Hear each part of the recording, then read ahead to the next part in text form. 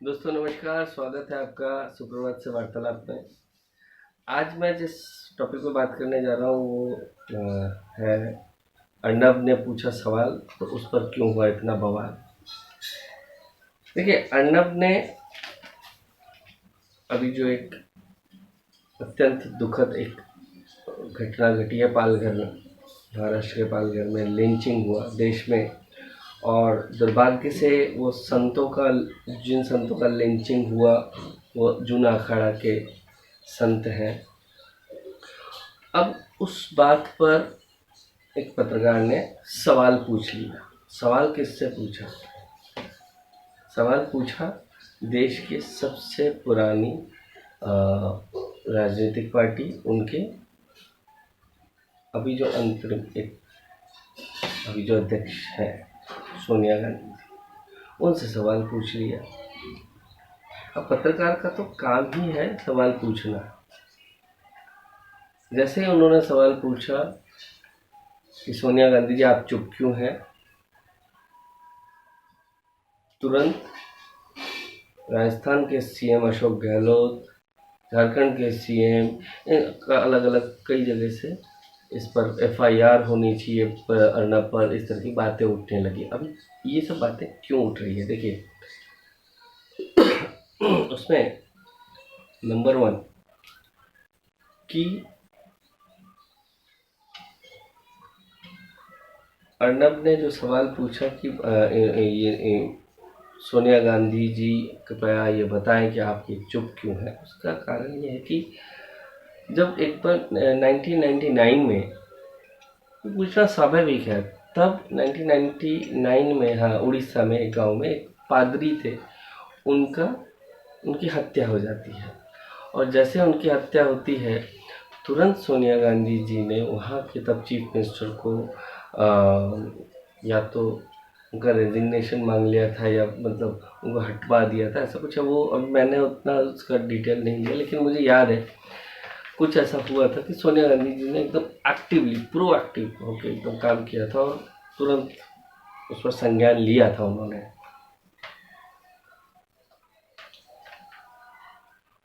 इसलिए डेफिनेटली अभी पूछा जाएगा कि आपने इस बार क्यों नहीं पूछा।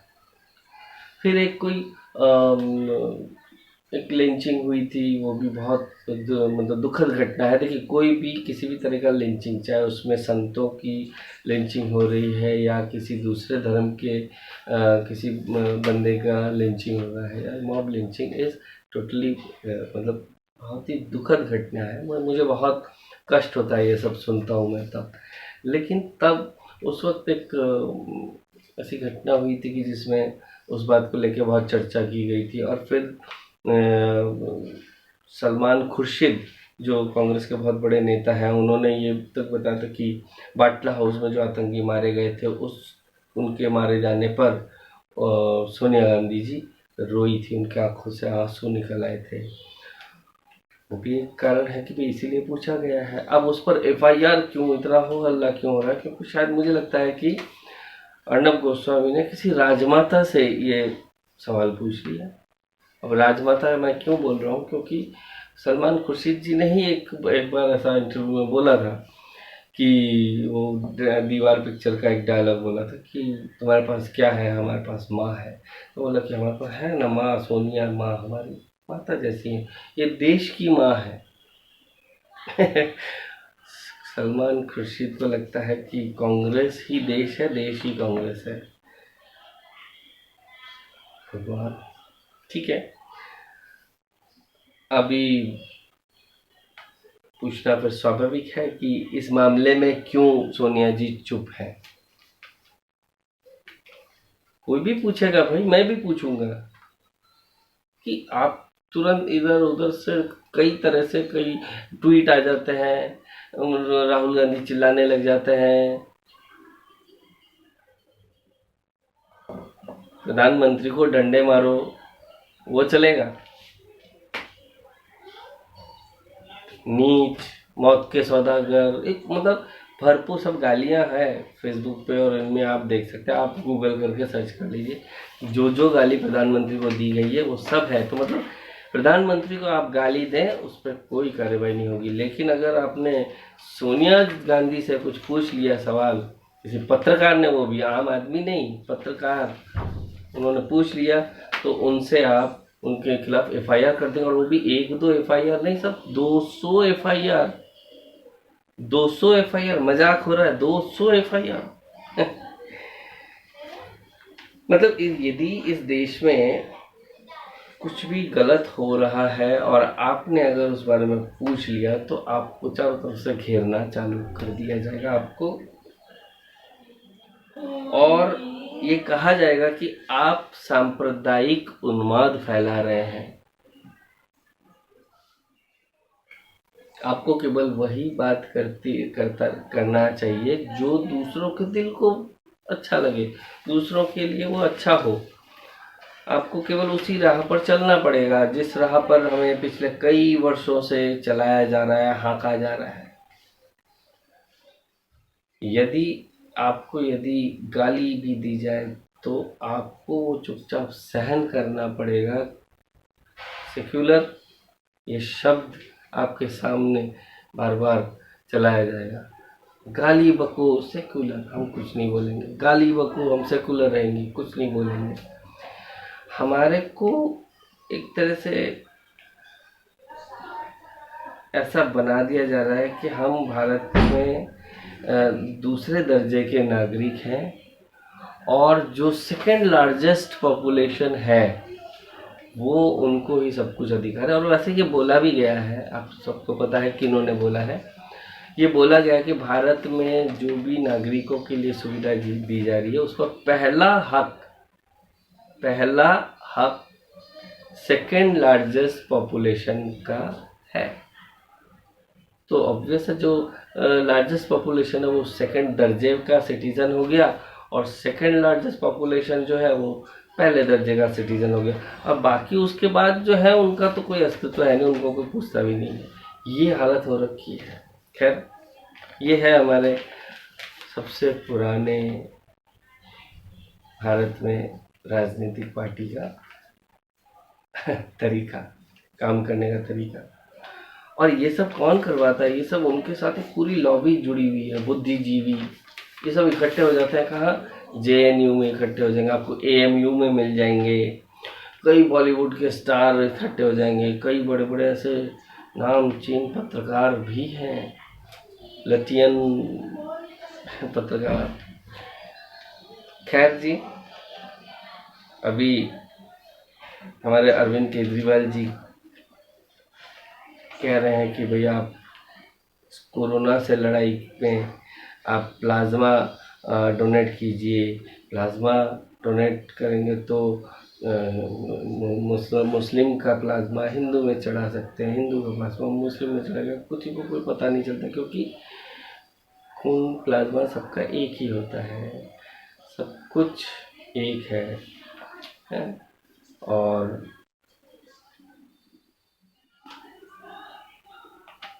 लेकिन फिर भी सेकेंड लार्जेस्ट पॉपुलेशन और लार्जेस्ट पॉपुलेशन का फ़र्क आप लोग दिखाते रहते हैं। यहाँ पर कोई फ़र्क नहीं है, ये अच्छी बात है, ऐसा ही करना चाहिए, शुरू से ऐसा करना चाहिए था। आप ही लोग डिस्क्रिमिनेट करते हैं। इसलिए मैं अरविंद केजरीवाल जी का भी नाम ले रहा हूँ, और कई ऐसे बड़े बड़े पत्रकार हैं एनडीटीवी वगैरह के, वो लोग भी बैठे हैं जिनको कई चैनल से निकाल चुके हैं, लेकिन वो फिर भी बोलते हैं, कई बहुत कुछ बातें करते रहते हैं। मैं सुनता हूँ, कई बार बेसिर पैर की भी बात कई बार कर देते हैं। खैर कोई बात नहीं, उनका एक ही एजेंडा है कि भारत को किसी भी तरह से हमको ये दिखाना है कि भारत जो है वो अभी उतना विशाल नहीं हुआ है जितना आपको बताया जा रहा है। इतना बड़ा नहीं हुआ है, आपके सामने दिखाया जा रहा है कि भाई भारत अभी विश्व गुरु बनने जा रहा है, पर ऐसा है नहीं। ये वो लोग बोलते रहेंगे बात। अरे भाई, पॉजिटिव जो चीज़ हो रही है उसको दिखाइए ना, क्या दिक्कत है? अभी जैसे एनडीटीवी क्या करता है मालूम है? मैंने एक वो देखा था उनका कि भाई 5 आतंकवादियों को मारा गया था, लेकिन उन्होंने उस पर कैप्शन डाला होता कि 5 नागरिकों की हत्या हुई है। ऐसे में हमको काम करना, और ऐसे में हमारे ये सरकार भी काम करती है, बहुत अच्छा काम कर रही है सर, बहुत अच्छा काम कर रही है। खैर, अब आगे बढ़ते हैं कि आज हम इस वैश्विक ये जो महामारी चल रही है उसमें अब देखिए अरुंधति राय जैसे जहर उगलने वाले लोग भी आ जाएंगे और अपना जहर उगलना चालू कर देंगे। और दोष किस पर आ जाएगा? क्यों? कि भाई आपने एक पर्टिकुलर कॉम को आप ये करना चाहते हो, आप उनको कोरोना के नाम पर उनको डरा रहे हो, मार रहे हो, ख़त्म कर रहे हो, इस तरह की बात करके उनको डराया जा रहा है। हमारे मौलाना साद भी आज आकर वो बोल रहे हैं कि भैया आप अपना प्लाज्मा डोनेट कीजिए, आप सहयोग कीजिए, कोरोना टेस्टिंग करवाइए। अरे भाई, आपने पहले कर दिया होता तो आज ये नौबत नहीं आती, ये लोग इस तरह की हरकतें ना करते, ना इधर उधर छुपते। अभी भी बहुत लोग छुपे हुए हैं, ना छुपते, अपना इलाज करवाते, ना थूकते हैं, इस तरह की हरकतें नहीं होती। और इस देखिए, मुझे लोगों को आम लोगों को ये पता नहीं है कि मुस्लिम में ये तबलीगी जमात क्या है और एंटायर मुसलमान क्या है, ये आम लोगों को नहीं पता है। वो इसको पूरे कौम को एक तरह से देख रही है और पूरा कौम इसकी वजह से लज्जित हो रहा है। अब लज्जित हो रहा है और दूसरों के सामने उनको बदनामी सहन करनी पड़ रही है, जो कि मुझे भी बहुत दुख होता है। मेरे कई मित्र हैं, मुझे पता है ये बदनामी जो हो रही है इसके लिए जिम्मेदार केवल और केवल मीडिया को ठहराया जा रहा है, जो गलत है। इसके लिए जिम्मेदार केवल मैं बोलता हूँ मोहम्मद साद जैसे लोग हैं, मौलाना साद जैसे लोग हैं, जो उस वक्त अगर समझा दिया होता इन लोगों को तो आज ये नौबत नहीं आती साहब। बाकी पूरा मुस्लिम जो कौम के लोग हैं वो कोरोना की इस लड़ाई में बिल्कुल सरकार का साथ दे रहे हैं, बिल्कुल दे रहे हैं। सिर्फ ये कुछ लोग हैं जो इस तरह की हरकतें कर रहे हैं। अब आई डोंट नो क्यों वो ऐसा हरकत कर रहे हैं, उनके दिमाग में क्या चल रहा है, कौन ऐसा उनसे करवा रहा है, या क्या उनके बैक ऑफ द माइंड है। ये शोध का विषय है, जांच का विषय नहीं, ये शोध का विषय है। जांच का विषय तो ये है कि पालघर में जो लिंचिंग हुआ वो जांच का विषय, उस पर एकदम फेयर जांच होनी चाहिए, फेयर जांच होनी चाहिए। अभी हमारे कई बुद्धिजीवी मतलब आईएएस, रिटायर्ड आईएएस और ब्यूरोक्रेट जो हैं, उन लोगों में हमारे पूर्व एक चुनाव आयुक्त भी हैं, उन सब ने एक चिट्ठी लिखी है पीएम साहब को कि पर्टिकुलरली एक धर्म विशेष को परेशानी हो रही है। ये बिल्कुल सही, हमें भी उस बात का दुख है, परेशानी हो रही है। पर आपने उसमें एक शब्द, एक चैनल में मैं देख रहा था, वहाँ पे रिपोर्टर ने पूछा कि सर आपने सर ये जो चिट्ठी लिखी है उसमें एक लाइन कहीं पर ये भी लिख देते कि नहीं, ये पालघर इंसिडेंट जो हुआ वो भी बहुत दुखदाई इंसिडेंट हुआ है। तो उस पर वो भड़क गए, जो वहाँ पे एक आईएएस बैठे थे, पूर्व आईएएस, वो भड़क गए कि हर प्रॉब्लम को लेके हम थोड़ी चिट्ठी लिखेंगे। लेकिन आपने तो केवल एक ही प्रॉब्लम को लेके चिट्ठी लिखते हो। आप लोग हर तरह का प्रॉब्लम लेके कभी चिट्ठी नहीं लिखते हो। आप अवार्ड वापस करने आते हो, इंटॉलरेंस बोल के आप पर्टिकुलर एक एजेंडा के तहत ही आते हो, और जब वास्तव में देश को ज़रूरत होती है आप जैसे लोगों की, तब आप मुंह छुपा के बैठ जाते हो। आपको ख़राब लगेगा, कोई बात नहीं, पर ये सत्य है, मैं सच बोलूँगा। इन जैसे जो ये लोग हमारे देश का इतना इन्होंने देश को सेवा दी है या सोपट सेवा दी है, और उसका उन्होंने भरपूर सैलरी भी उठाया और सम्मान पाया है। सैलरी से ज़्यादा आपने मेहनत की, आपको पैसा दिया गया है, ठीक, सम्मान आपने बहुत पाया है साहब। आपको उस सम्मान को सोचना चाहिए था, उस सम्मान को लेके कम से कम आपको ये बात सोचनी चाहिए थी कि मैं क्या लिख रहा हूँ। कभी तो मैं देश के कुछ ही दूसरे वर्ग के लिए भी बात करूं, पर नहीं। आपने कभी ये तक नहीं बोला कि नहीं कोरोना का ये जो प्रोटोकॉल ये लॉकडाउन का जो प्रोटोकॉल है कोरोना के चलते जो कुछ सरकार कह रही है उसको मानिए, ऐसा करके भी कभी आपने कोई संदेश नहीं देने की कोशिश की। आप रोना लेके आ गए कि हमको परेशानी है। ये देखो चिट्ठी, ये चिट्ठी देख के आपका एक ही एजेंडा है कि आप भारत को किसी भी तरह से बदनाम करने की कोशिश आप लोग करते हैं। अरे साहब, मुझे भी दुख हो रहा है कि एक पर्टिकुलर कौम बदनाम हो रहा है, पर उसके लिए केवल हम लोग या आप लोग या ये सब जिम्मेदार नहीं है। उनको जो जिसकी बात एक बंदा मानता है, अगर वो उसको गलत सिखाएगा और उसको बाद में सिखाएगा जब लेट हो चुका है सब कुछ, वो सिखाने वाला जिम्मेदार है, वो बंदा भी नहीं है जो कर रहा है बदमाशी, क्योंकि वो तो अंधा भक्त है, फॉलोअर है। तो मीडिया को आपने मीडिया का जिम्मेदारी सौंप देते हैं कि मीडिया बदनाम कर रहा है, मीडिया बदनाम। अरे मीडिया को तो आपने परोस के दिया है कि ये लो ये है, ये हम लोगों ने ये डॉक्टरों को मारा, ये हमने पुलिस को मारा, जो भी है, मैं कोई भी ये नहीं, जो भी ऐसी हरकत करता है सब देश के दुश्मन है। लेकिन जो ये परोस के देगा तो मीडिया दिखाएगी, मीडिया उस चीज़ को जरूर दिखाएगी।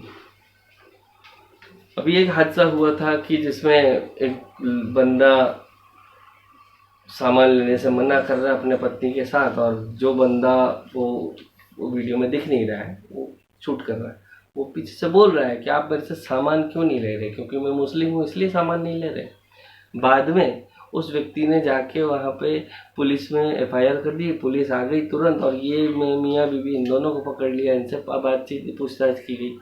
बाद में वो खुलासा हुआ कि एक्चुअल प्रॉब्लम क्या था।